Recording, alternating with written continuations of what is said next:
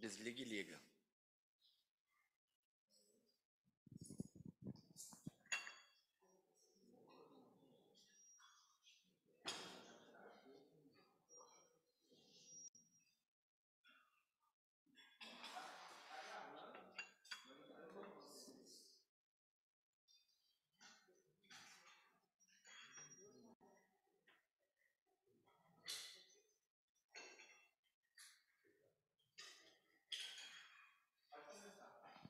Ok.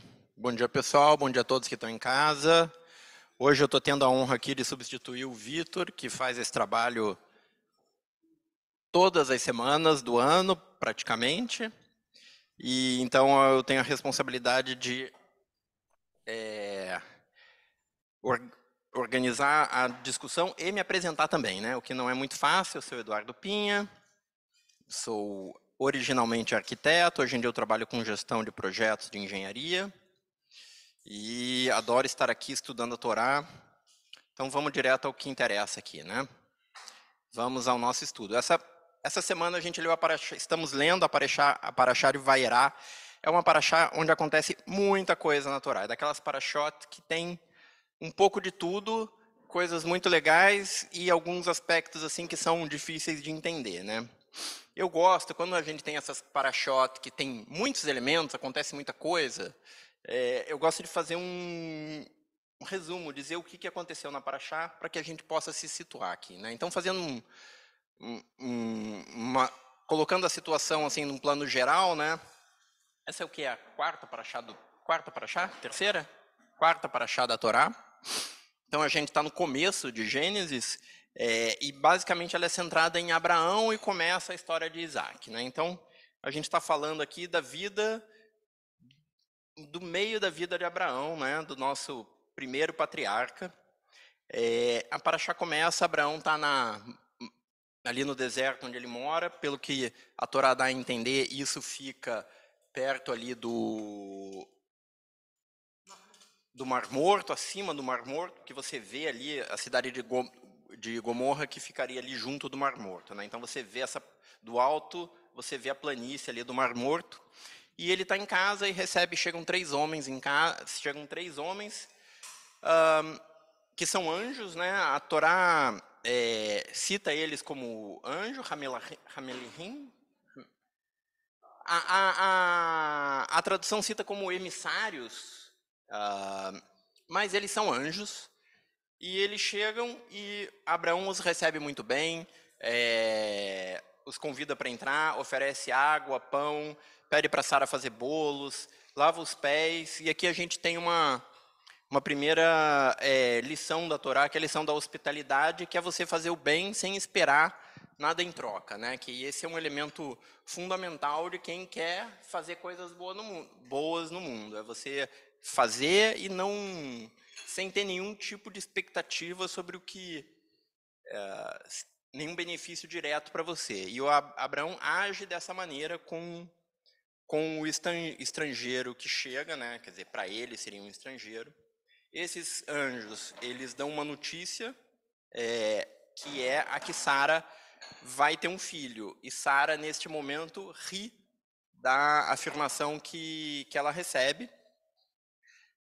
Ela ri, Vatitzhak, e isso já é a raiz do nome de Yitzhak.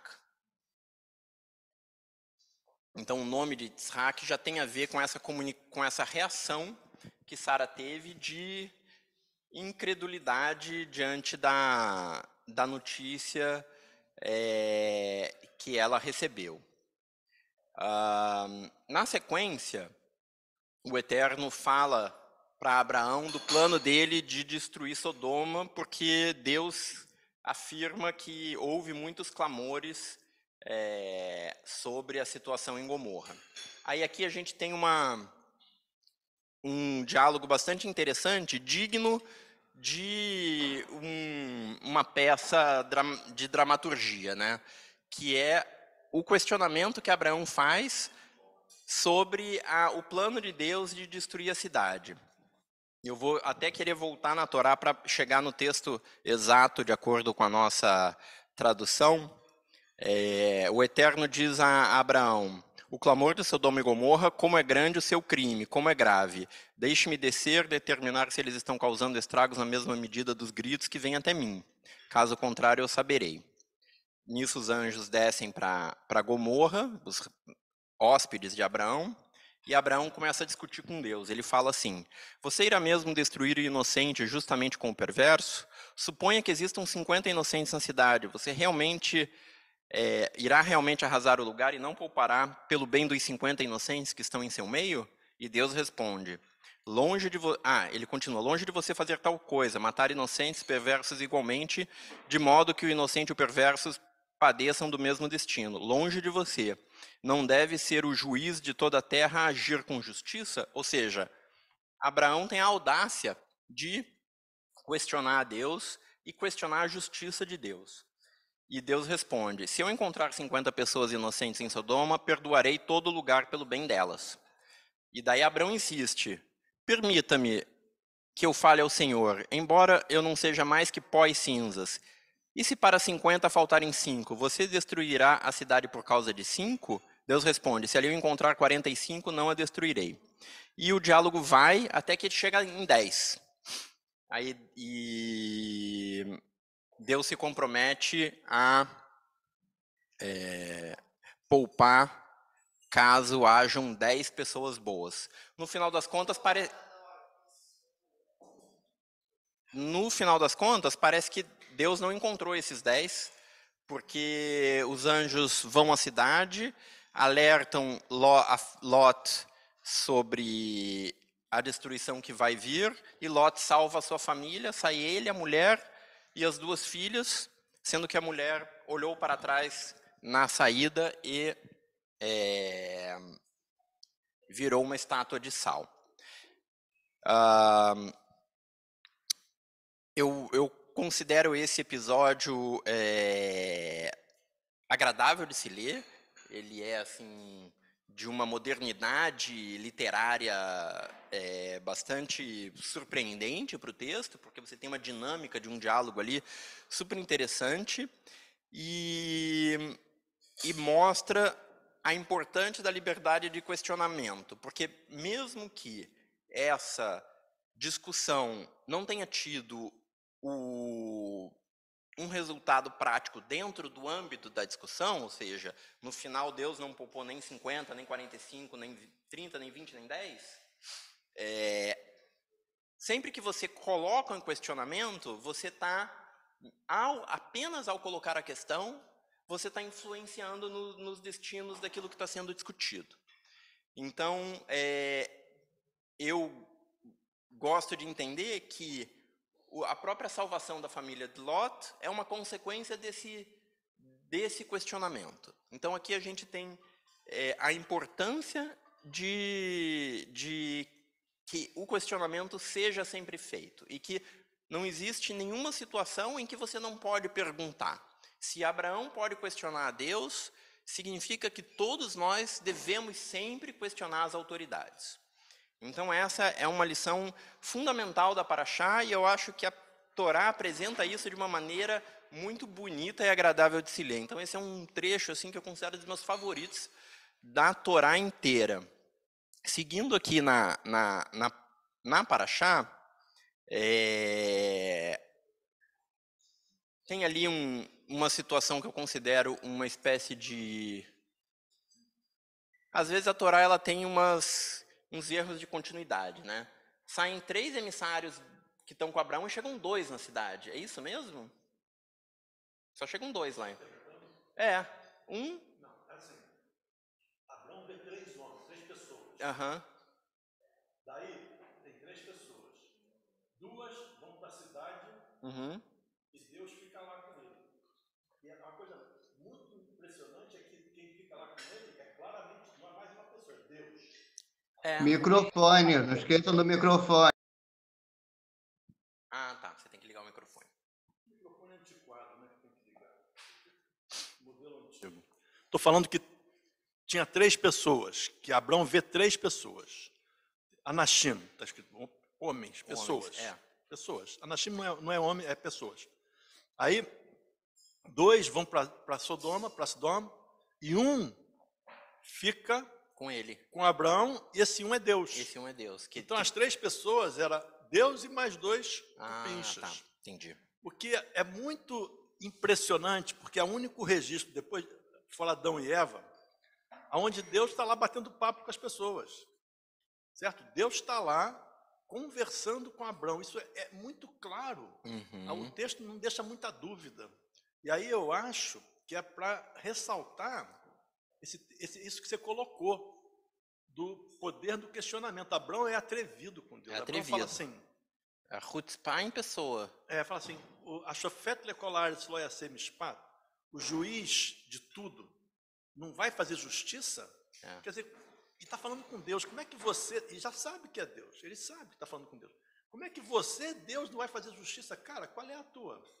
É muito interessante, isso, e o que você falou achei brilhante, né? Agora porque mostra realmente o poder do questionamento e por que exatamente todas as sociedades que não têm esse poder, elas sucumbem, como vai sucumbir essa visão ditatorial do Islã e de outros locais também, porque aonde você não tem questionamento, não há dúvida que você vai entrar pelo cano ao longo do tempo. É verdade. A coisa muda. Mas é super interessante. Mas é um momento onde Abraão está falando com Deus diretamente.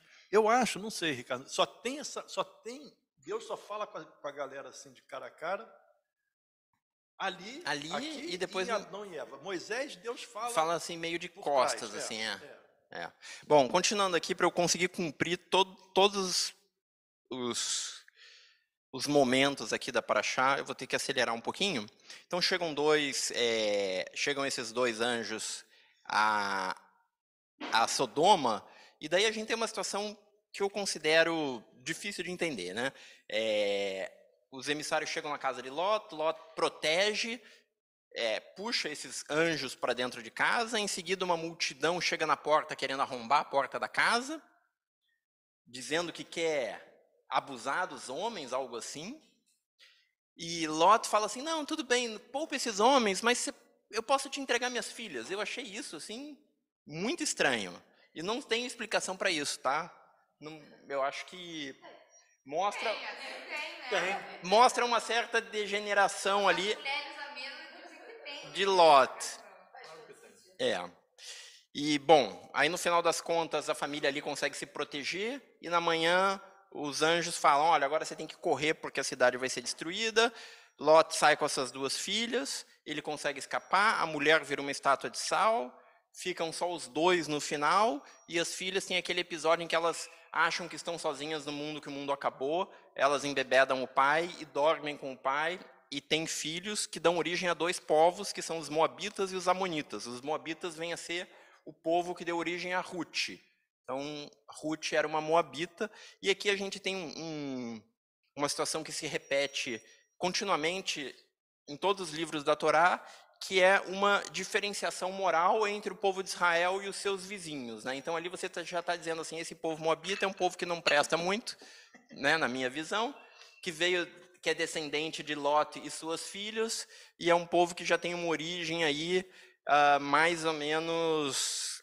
porque você é educado. com baixo padrão moral. É isso que a Torá está dizendo. Aqui eu entendo que, como mensagem, a gente tem que voltar e praticar o que a gente chama de ser a luz entre as nações, né? Quer dizer, se a Torá diz isso, que o povo de Israel é um povo que tem por um padrão moral mais elevado, eu acho que a mensagem temos sempre que manter esse padrão. Hoje em dia, numa situação de guerra, é muito difícil você conseguir dar um bom exemplo, se você está numa guerra, eu vou falar disso um pouquinho mais adiante, mas essa é uma mensagem constante da Torá, quer dizer, você sempre lembrar que você tem um padrão mais alto a seguir e a atingir. Então, eu acho que essa é a mensagem importante. Bom, na sequência nasce Isaac. Isaac é circuncidado no 8º dia. Ele é o primeiro humano a ser circuncidado no 8º dia, porque Abraão tinha sido circuncidado, eu não me lembro em que idade.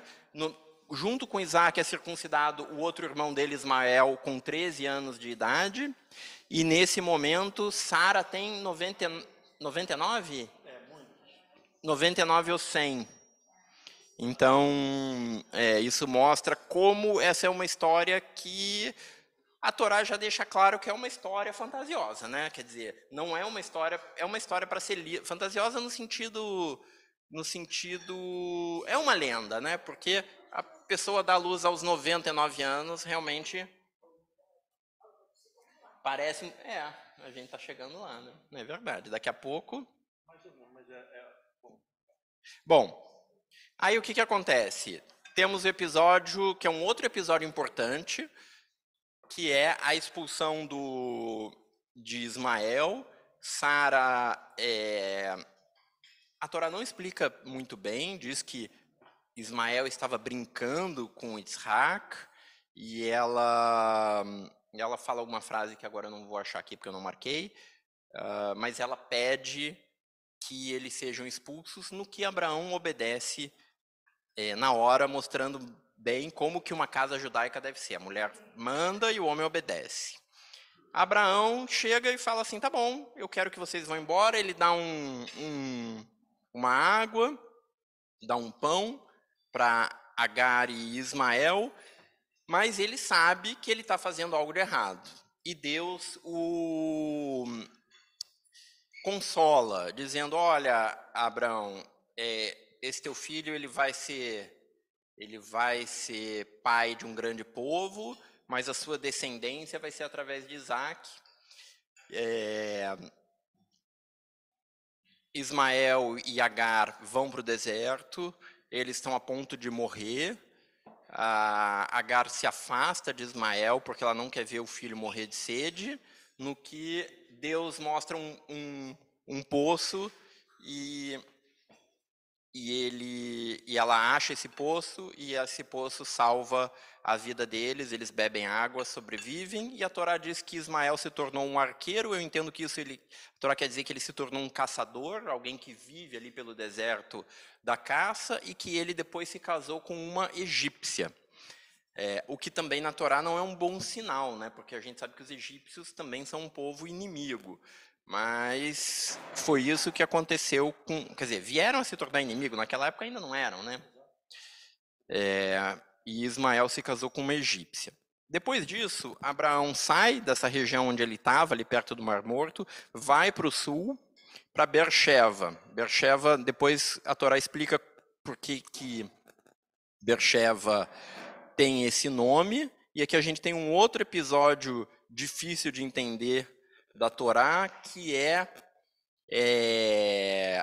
Abraão explica que Sara não é sua esposa, é sua irmã, pela segunda vez na Torá, e nisso Avimelech, que é o rei, né, a pessoa mais poderosa da região, manda seus homens para sequestrar Sara. A Torá dá a entender, e eu li pelos comentários, quando ela fala que a casa de Avimelech, Deus tinha fechado os úteros de Avimelech, que isso talvez pode ter significado que os homens tenham ficado impotentes. E isso eu entendi que significa que foi por isso que Sara não foi violada. Deus aparece num sonho para Avimelech, explica que Sara é esposa de Abraão. Avimelech fica muito chateado, briga com Abraão por causa disso, diz, como é que você fez isso, não avisou que você era minha esposa? A Sara é devolvida, e daí a Sara explica que, na verdade, eles são meio-irmãos. Essa é uma outra parte que eu acho difícil de entender, diz que eles são filhos do mesmo pai. Isso é o único lugar da Torá que tem essa explicação? Ou aparece anteriormente? Não. É o único lugar, né? Tá. Bom, e é isso que acontece. Aqui eu tenho eu acho que eu consegui extrair uma lição desse episódio, e que tem a ver com a guerra que Israel está vivendo. Que a gente pode entender como bom, deixa eu só complementar que, na sequência, existe uma briga por poços de água. Abraão diz que os servos de Avimelech roubaram um poço de água. Eles se entendem com Abraão dando presentes, gado para Avimelech, para apaziguar a situação e dizer, então vamos dividir aqui nosso território, esse lado é seu, esse lado é meu. Eu entendo isso. E Abraão fala uma questão importante no meio dessa discussão, que ele está numa região onde as pessoas não temem a Deus. Eu entendo isso como de novo, como uma região onde não existe nenhum freio moral. São pessoas que não têm nenhum tipo de moralidade, nenhum tipo de consideração pela vida. E quando a gente está no meio de uma situação onde os nossos vizinhos não têm nenhuma consideração pela vida, fica difícil você operar de um modo normal. Você sempre vai ter que pensar estrategicamente, e eu acho que Abraão consegue, de certa forma, com a história de que Sara seria sua irmã e não sua esposa, e com a maneira com que ele lidou com o poço que foi roubado e conseguiu conversar e apaziguar, ter um pensamento estratégico, ou um pensamento, teoria dos jogos, game theory, que é você agir levando em consideração como seu oponente pensa. E assim você age de uma maneira em onde cada movimento seu tem que ser adequado ao pensamento do seu oponente. Mas que nesse tipo de situação, nesse deserto moral que você se encontra, você pode ser necessário você tomar algumas decisões pela sua sobrevivência de longo prazo, que para quem vê de fora podem ser questionadas. Eu vejo isso claramente na situação que Israel está, onde Israel tem um vizinho que não tem nenhuma consideração pela vida e se vê obrigado a tomar ações que, para quem vê de fora, são consideradas até imorais, mas que elas são necessárias porque você está operando dentro de um meio onde a moralidade foi subtraída. Então, você tem que operar num local onde você não tem uma base moral para operar com justiça. E eu vejo que é essa situação que o país Israel está vivendo e o povo judeu no mundo está tendo que operar.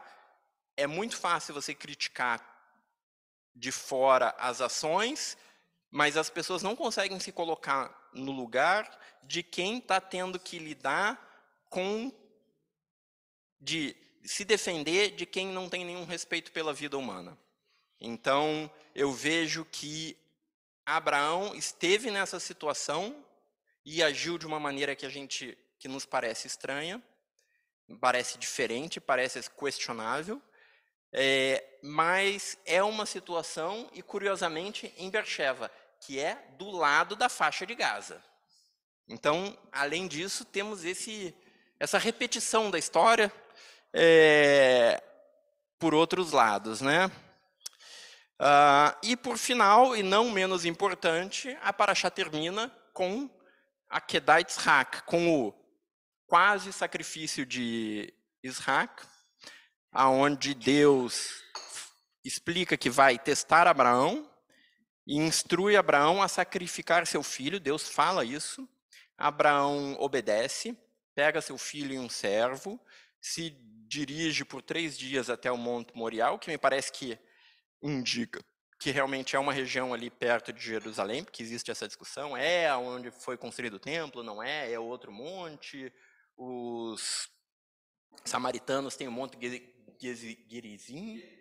Gezirim, que é ali na região, que dizem que na verdade ali seria o local, mas que também não é muito longe, e 3 dias de burro pelo deserto é um tempo que parece que faz sentido para cumprir essa distância.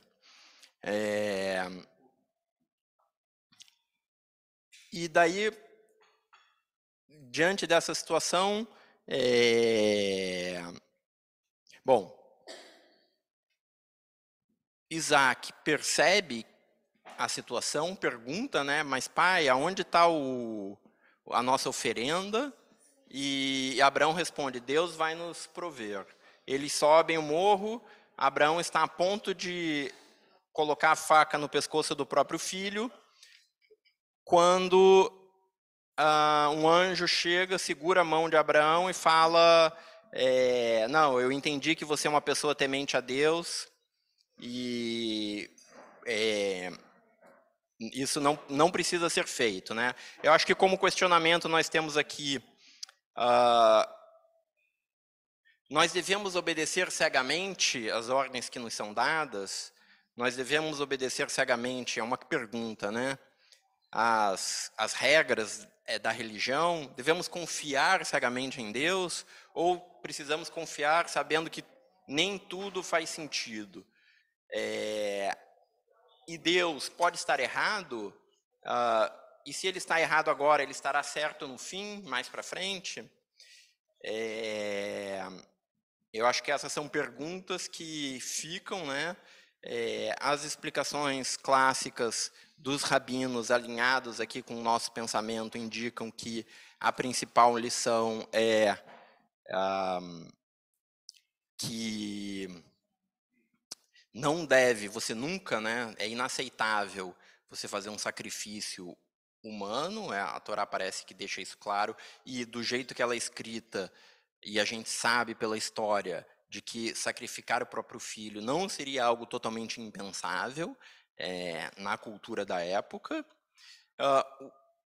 Os judeus que têm uma visão mais ortodoxa vão ir pelo caminho da obediência, que você tem que confiar em Deus, em tudo que Deus te indicar, e confiar na Torá, e confiar cegamente. Eu entendo que não é assim, tanto que Abraão questionou Deus no começo dessa mesma paraxá. Então, e por que ele não questionou agora? Não sei, fica a pergunta. Ele optou por obedecer. Tradições posteriores dizem que, ou seja, Midrashim dizem que esse episódio causou uma separação entre Abraão e Sara, tanto que na paraxá seguinte, quando Sara morre, ela parece que não estava junto de Abraão no momento de sua morte. E para encerrar, a gente tem essa paraxá longa e tão cheia de polêmicas, né? Eu acho ela fascinante. Alguns elementos aqui, algumas mensagens que eu entendo como fundamentais, né? A hospitalidade, pensamento estratégico, coragem em discussão, né? A audácia questionadora e a humildade, que seria a humildade que Abraão teve em confiar em Deus no final da paraxá, com o episódio do pedido de sacrifício do seu filho. Então é isso, pessoal, que eu tinha para trazer para vocês hoje. Espero que eu tenha cobrido aí toda essa paraxá e estou aberto aí para questionamentos e perguntas e discussões. Vou fazer uma pergunta, porque o meu dono já está me mandando mensagem. Cadê tu? Cadê tu? Já voltou? Já chegou? Já chegou, então eu vou ter que sair. Eduardo, parabéns pelo estudo. Obrigado, Carla. Essa é uma paraxá, assim, que sempre... Eu sempre digo, Abraão, como pai, merece o troféu de pai do ano. Ele tentou matar os 2 filhos, né? Uma coisa que eu gostei muito, Eduardo, que tu não fez, e eu gostei muito que tu não fez isso, que é tentar justificar o pedido da Sara de mandar Ismael e Agar embora.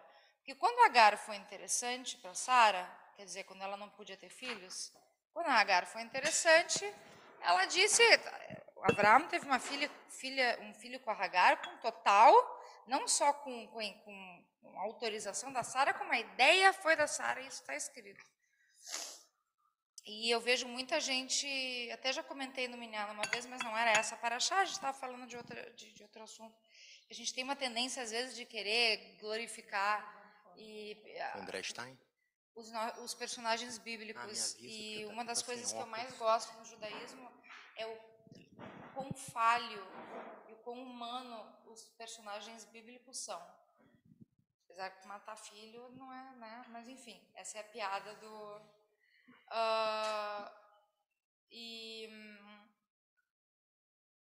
essa coisa do... Muitas vezes eu já parei e me perguntei essa coisa tu confiar cegamente em Deus. Vai lá, pega teu filho, leva e mata. Ou o teu filho vai ser escolhido para ser um grande entre as nações. Eu não sei, pessoalmente eu não ia querer isso para meu filho. Então a gente vê tudo como uma grande bênção. Moshe teve essa honra de ser Moshe. E Arão teve a honra de ser Arão, e Abraão teve a honra de ser Abraão, e todos esses personagens. Não, o que eu estou querendo dizer é que não é uma bênção. Estou querendo dizer que isso não é uma bênção. Na minha opinião, não é uma bênção. Aproxima o microfone, por favor. Não dá para ouvir direito. Aproxima só.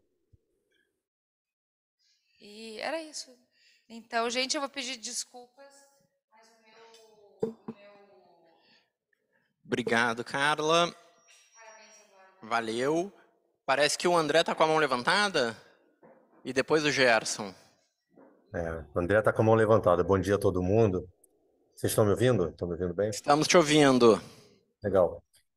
Não, o André está com a mão levantada porque se eu falar depois do Raul, do Ricardo, do Margulis, não Não vai tem sobrar mais o que nada, né?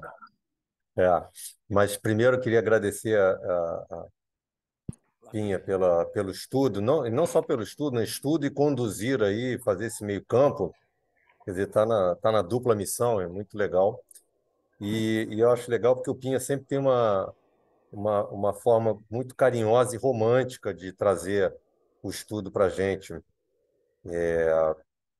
Eu, particularmente, numa semana um pouco mais atarefada, eu não consegui ler muitas coisas além do texto do Vairá, e obviamente que eu parei na questão lá quando Abraão discute com Deus que se tiver 50 inocentes, ele vai destruir a cidade toda, e se tiver 45, até tem uma jogadinha, né? Mas se tiver menos 5, se faltarem 5, quer dizer que não são 45, é a falta de pessoas, e aí dá para muita interpretação, mas ele vai descendo até 10, e Deus foi lá e não achou nem 10.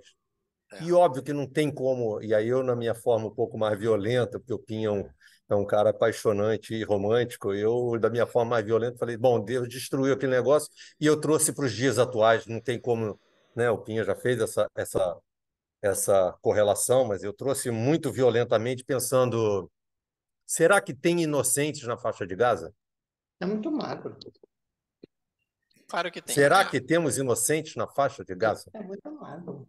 Lógico. Essa discussão toda que a gente vê, a mídia toda a favor, colocando lá, coitado dos palestinos, blá, blá. Será que temos inocentes? Depois A faixa fico de Gaza pensando... tem, entre a mídia que não tem. Pois é, mas é só meu questionamento que eu queria compartilhar. Infelizmente, hoje não posso estar aí, daqui a pouco eu tenho um compromisso e vou ficar enrolado aqui até domingo. Eu acho que essa reflexão ela é muito dura, né? Porque a gente também fica aqui pensando, mas Israel foi lá e avisou a eles, saiam de suas casas. Isso é bom ou isso é ruim? Isso é legal? Pô, Israel é super legal, né? Avisar para sair das casas. Ao mesmo tempo, está obrigando eles a saírem, eles não têm a menor noção para onde vão e não tem nem lugar para ir. Aí a gente olha pelo lado, né, positivo de estou te avisando, pelo menos você não vai morrer. E o mundo inteiro olha só pelo lado negativo e eu me pergunto, será que tem inocente na faixa de Gaza? Era essa a minha colocação. Agora segue o Gerson. Obrigado, André. Eu acho que tem. Óbvio que tem. Alguém tem. Sim, Não pelo sei, menos 50, um tem. 45 ou Tem, 5. tem. Claro que existem inocentes. Não tem 10, né? Não tem 10, então. Tem. Tem, lógico que tem. Bereshit nos traz muitas passagens para reflexão, né? E também muitos ensinamentos como povo, como a nossa formação de família, como é a nossa maneira de viver e respeitar uns aos outros. Não só entre nós, mas principalmente aonde a gente vive, né? Quanto à idade de Sara, o tempo, naquela época, tinha uma medida que a gente não tem muita certeza como é que era. A gente pode saber, pelos dias de hoje, que uma mulher com mais de 45, 50 anos, se não é impossível de ter, é perigoso, né? E naquela época estava colocando dessa forma. Fala. O problema ali nem é só a idade. Sara fala, eu estou velha e já não tenho mais o modo das mulheres, eu não fico mais menstruada. Não é só que ela era velha, ela não ficava menstruada. Sim, mas esse é o Então, ponto. era uma gravidez impossível, não é porque ela tinha 90, 100, 70, 30, 20. Esse é o Ela ponto. não menstruava. Ela já não tinha mais como conceber. O organismo dela, anatomicamente, já não poderia corresponder às coisas, independente da idade. Agora, a posição da tenda é muito interessante, porque mostra que nós estamos lá desde aquela época, né? E os povos que estavam lá e que ainda estão lá, todos eles são remanescentes daquela época, né? Eu acho que é por aí. São dados históricos e para reflexão do nosso dia a dia, né?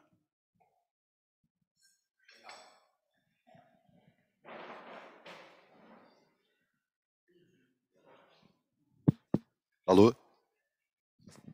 Ive, por favor. Será que o microfone está aberto? Não, o microfone está aberto.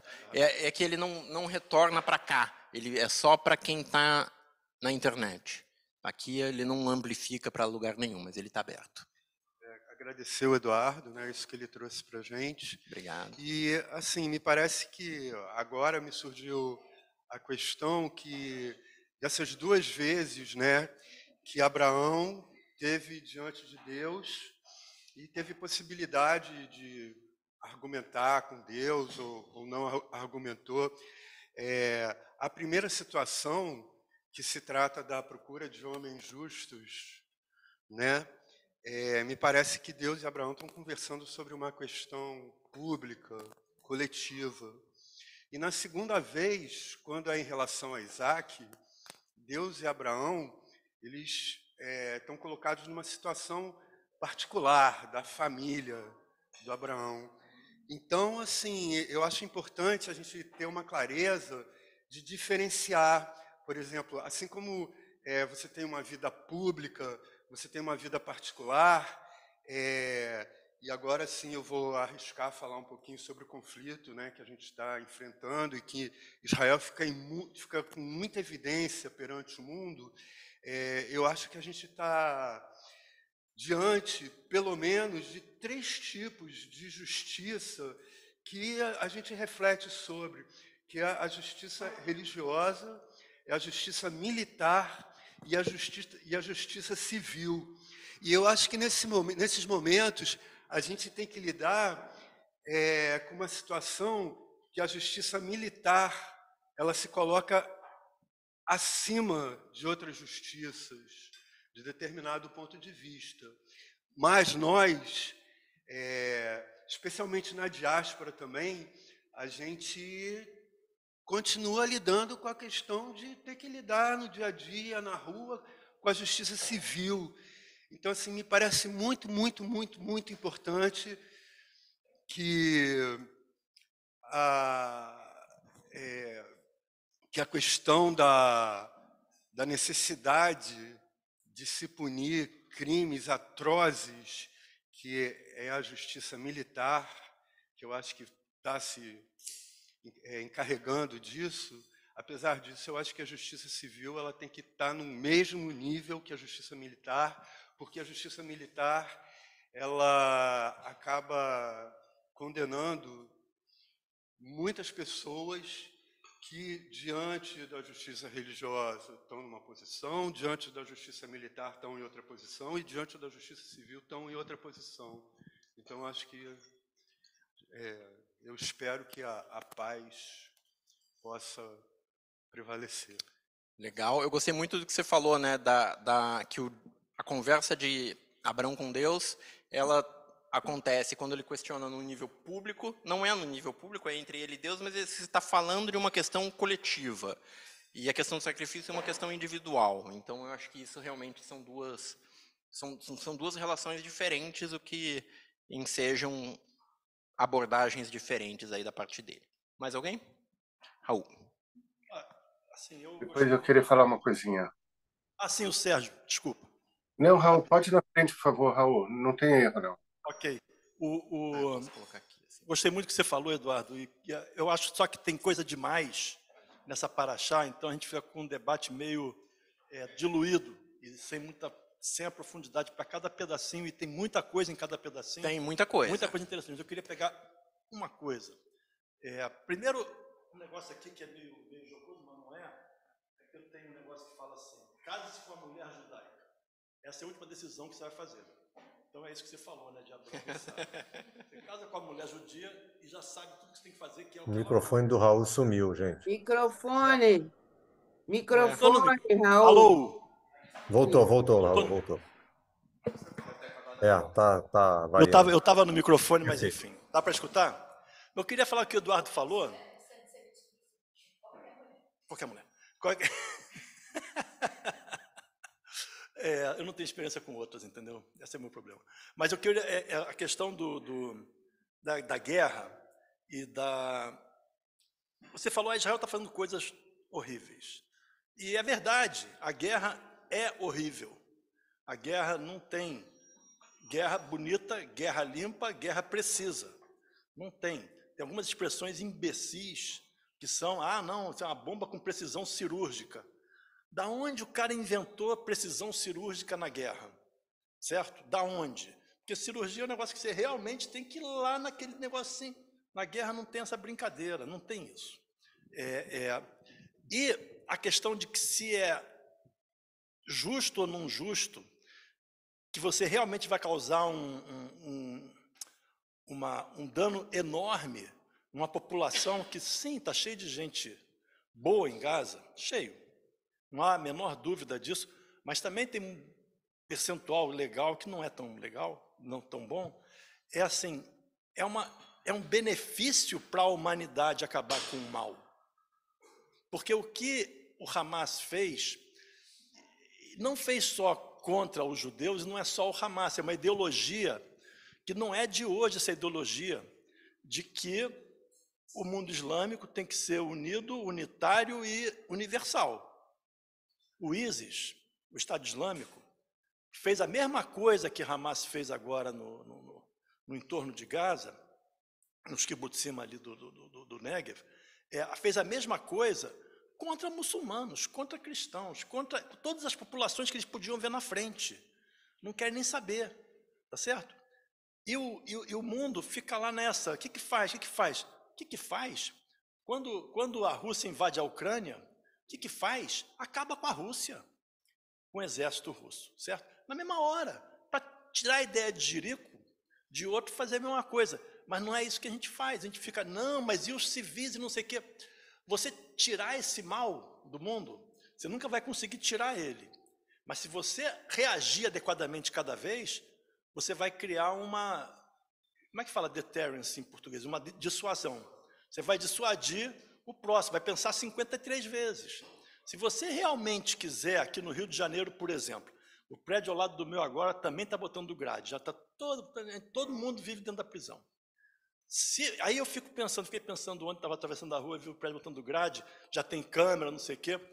O preço que a gente cobra, a gente paga pela polícia nossa, que é mal equipada e pobre, fraca para enfrentar o que tem que enfrentar, e a justiça, que tem a ideia de Jerico, de que, não, esse coitadinho daqui, coitado, ele roubou, porque ele estava realmente com muita fome, então vamos soltar. Porque eu tenho experiência pessoal de uma pessoa que assaltou a casa de um amigo e foi preso, e ele já tinha passado 33 vezes pela delegacia porque tinha feito isso, e foi solto 33 vezes, certo? E se ele foi preso 33, é porque ele assaltou 300 e pegaram 30. E continuamos soltando. E aí o que acontece? Isso que nós estamos no Rio. Isso que acontece em Gaza. Isso que aconteceu no ISIS, isso aconteceu na Síria, está acontecendo agora no Sudão, está acontecendo no Iêmen, porque a gente essa ideia humanista torcida de que você vai criar uma humanidade pacífica esquecendo de que tem gente ruim e relativizando o ruim, falando assim, esse cara aqui realmente não era para ele estuprar ninguém, né? Mas é compreensível. Quando entra o mais, tudo que você fala antes do mais é bullshit, ok? Qualquer frase que você fala, na hora que você bota mais, porém, tudo que vem antes é besteira. Não tem nada a ver, importa o que vem depois. Então, é uma justificativa total. E agora também. Não, mas e a humanidade? A humanidade vai ficar muito bem se Israel conseguir acabar com o Hamas. Vai ficar muito bem, eu falei errado, vai ficar muito melhor. Bem não vai ficar nunca, muito melhor. Se Israel não conseguir acabar com o Hamas, ou porque não tem recursos, ou porque o mundo não deixar, vamos continuar do jeito que a gente está, num caminho de destruição cada vez maior, até que vai ter um negócio tipo Segunda Guerra Mundial, onde destruiu todo mundo na Alemanha, matou não sei quantos milhões de alemães, também junto com o exército não sei o quê, acabou com as cidades deles, etc, etc. E o mundo ficou melhor. Não é? Se tivesse feito um acordo com a Alemanha, não, peraí, não, vamos conversar, vocês só matam os judeus aqui dentro. Certo? A gente estava frito hoje. E tem que pensar nisso, quer dizer, essa ideia de Deus e Abraão, o que você não falou no teu texto é que Abraão chega em 10, né? Quando ele chega em 10, não tem um acordo entre as partes, e Abraão fala, e Deus fala, tá bom, se tiver 10, ok, se tiver não, Deus vai embora. A Torá é muito clara. No momento que Abraão fala, e se tiver 10, Deus levanta e vai embora. Certo? Porque a discussão, se veio de 50 para 10, por que não vai até 1? Tá certo? E, na verdade, assim, uma sociedade que não consegue produzir 10 pessoas que prestem, certo? É uma sociedade que não tem muito jeito de se regenerar. Então, essa questão de Gaza agora, eu acho que tem essa questão. A Torá fala em um monte de lugares, todas as leis terríveis da Torá, de apedrejar, de não sei o que, fala, você vai eliminar o mal de você. É a ideia de que você realmente tem que ter uma reação muito forte para quem transgride de maneira muito forte. E não tem outra solução, ao meu ver. Podemos ficar aqui fazendo, a solução é a escola. Certo. A solução é a educação. Certo. Mas não é só a educação, é educação com repressão. É educação. Mijou fora do pinico, não é mais educação. Certo? Então, é por aí a história. Falta essa parte hoje. Nós não temos mais apetite, a humanidade não tem mais apetite hoje para fazer a solução que tem que fazer, chegar até o final. Eu sei que essa minha opinião é completamente mal vista, até no meu meio social e tal, mas é a única coisa que eu vejo. Ou você vai chegar lá, você vai realmente entender que esse cara aqui, uma vez a gente falou aqui há pouco tempo atrás, mas tem que pensar que esse fulano, o fulano, coitado de onde vem, ele vem, coitado daquele meio, mas tem milhões de pessoas que vêm daquele meio e não fazem o que esse cara faz. E a mesma coisa com o Estado Islâmico, com o Hamas. Tem uma montanha de palestinos que não faz o que esse cara faz e estão subordinados a ele, estão dominados por ele, porque a gente não tem apetite de ir lá e fazer o que tem que fazer. E é muito ruim fazer. É muito ruim, nos brutaliza. Certo? É muito ruim, mas tem que ser feito. E a gente vai fazer, eu acho, o mundo vai falar pra caramba, tenho certeza, a gente simplesmente tem que falar, legal, cara, você está falando aí, bom, eu vou continuar fazendo aqui.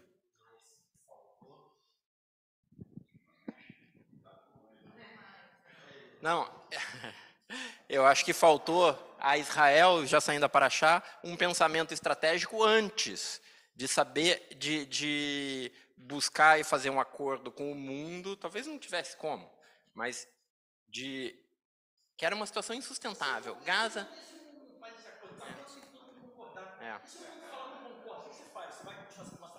Pois é. Pessoal...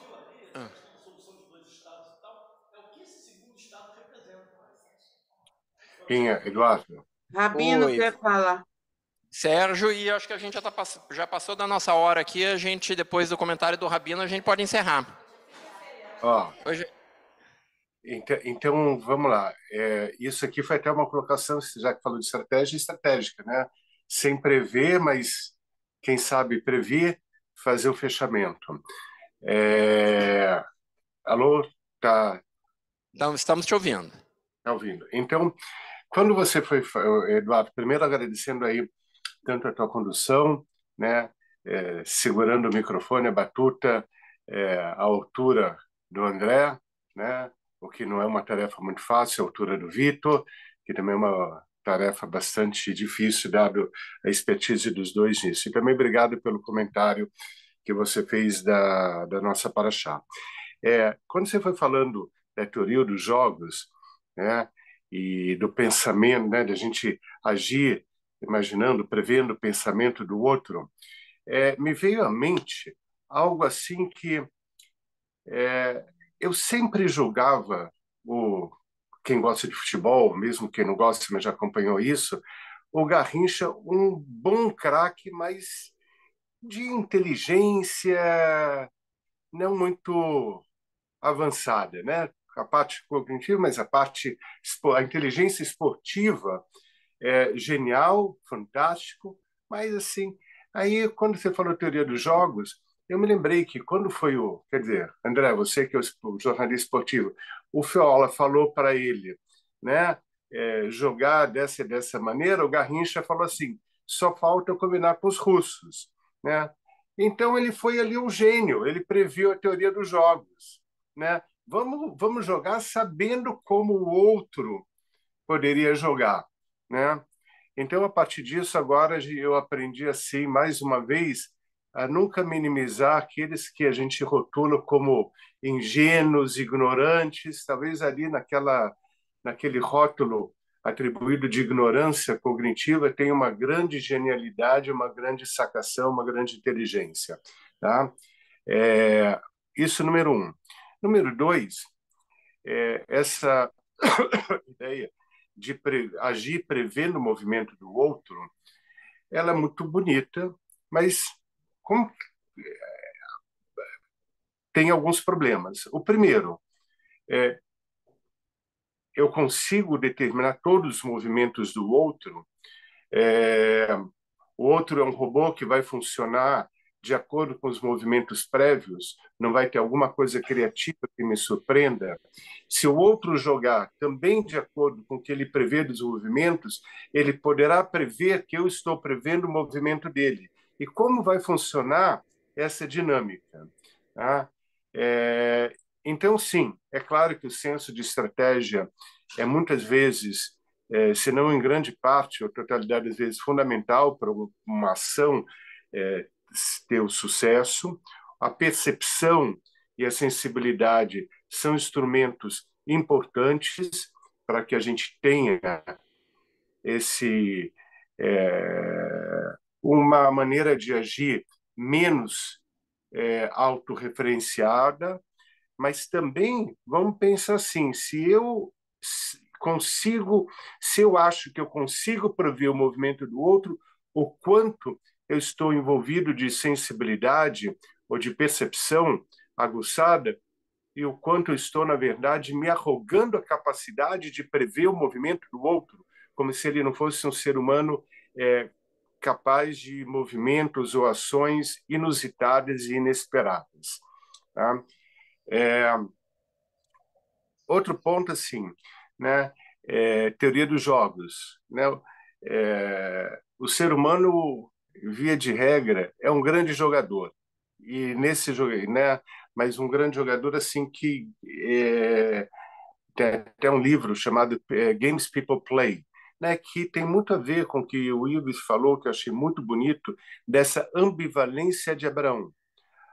Abraão foi ambivalente, ele reflete grande parte dos jogos de ambivalência que a gente joga. Aqui assim, ali assado, ali daquela maneira, o que também demonstra muitas vezes a inconsistência do ser humano e a tentativa de criar uma normalização a qualquer instância. Tá? E o que está acontecendo muito, tá, da reação do mundo exatamente, quer dizer, exatamente é difícil dizer, é também talvez isso. O mundo está caindo muitos nos jogos, né? Vamos criar uma consistência, né? A busca da consistência, isso está no livro da Anti-Defamation League, agora eu não me lembro quem falou essa frase, mas a busca da consistência e da normalidade, mesmo diante de toda perversidade, é uma necessidade humana. Então a gente joga jogos.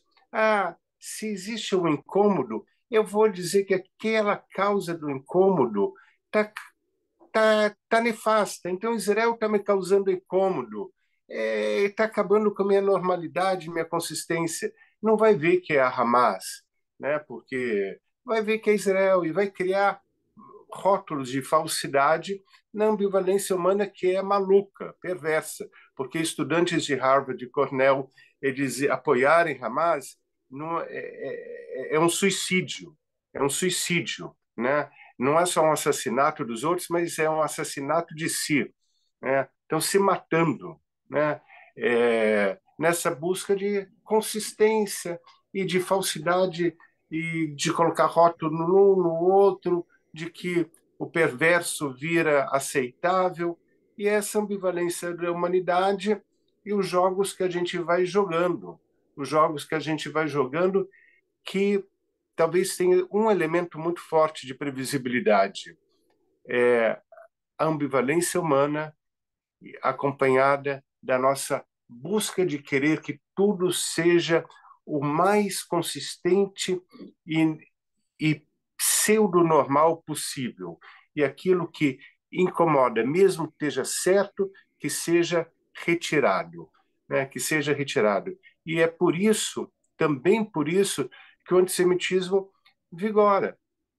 Tem uma frase eu vou concluir com isso, de um líder islâmico da Malásia. E ele ocupava, não sei se ainda ocupa, cargo no executivo da Malásia, que ele fala assim: nós, muçulmanos, somos fracos, apesar de 54 países do mundo serem, né, de população majoritária muçulmana. Quem é forte são os judeus, né? Que é único, que tem um único estado e percentual da fração do mundo de população. E por que eles são fortes?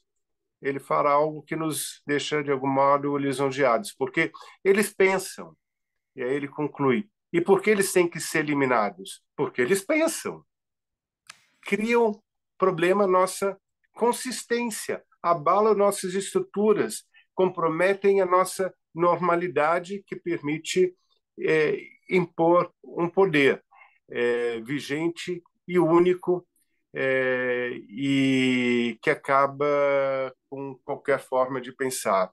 Então, assim, só que aqueles centros que deviam fomentar o pensamento, como universidades, Harvard, Cornell, etc., acabam também caindo nessa, né? Que é a ambivalência perversa do ser humano que joga os seus jogos e muitas vezes a gente acha que eles são previsíveis, mas a gente fica de queixo caído quando vê tudo isso que a gente está assistindo. Então, assim, acabei fazendo uma digressão não retilínea do pensamento para poder juntar tudo que eu ouvi aqui hoje e agradecendo novamente ao Eduardo.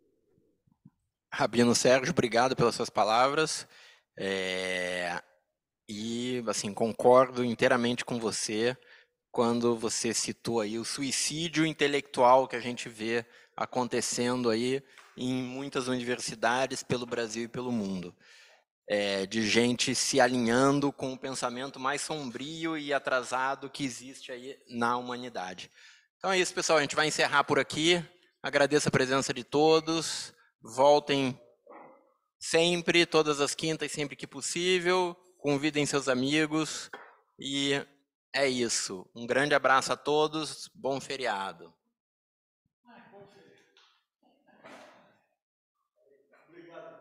Valeu.